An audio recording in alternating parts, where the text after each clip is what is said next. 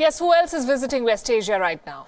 And this is a study in contrast, so listen carefully. Russia's President Vladimir Putin is in Saudi Arabia. This is his first visit to Saudi Arabia in more than a decade. And this is a very significant visit, I must tell you.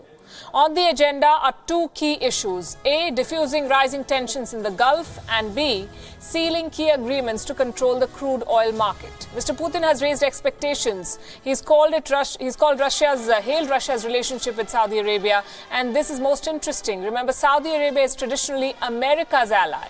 But Putin has ensured that Saudi Arabia and Russia remain on the same page on many issues, and at the same time, he has remarkably maintained strong ties with Iran. So that's Russia having nothing to lose and everything to gain in West Asia. Just ahead of his visit, Vladimir Putin condemned the attacks on Saudi Aramco. First, if anyone thinks that seizing tankers and attacking oil infrastructure can in any way affect cooperation between Russia and our Arab friends, Saudi Arabia and the UAE, that they can undermine or break down our cooperation with OPEC+, then they're profoundly wrong.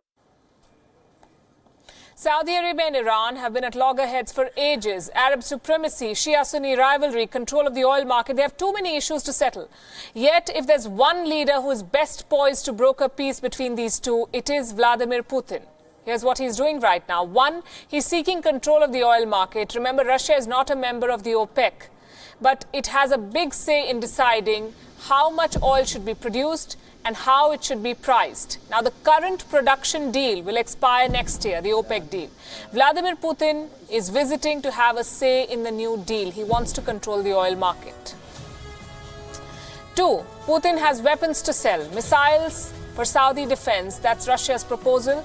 He is also urging Saudi Arabia to not jump to hasty conclusions about who attacked Aramco.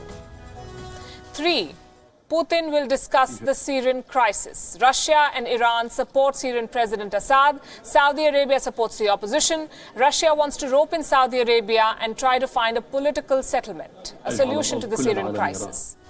But more than all this, Vladimir Putin is working for his country's self-interest. Moscow and Riyadh will sign deals worth more than $2 billion. There will be a joint investment project between Saudi Aramco and Russia's Sovereign Wealth Fund. And once Russia's interests in Saudi Arabia are protected, Putin will go to the UAE. All in all, it's a visit that is likely to stall tensions between Iran and Saudi Arabia, at least in the immediate future. And Vladimir Putin is not going to town calling himself the harbinger of global peace. He's working at it.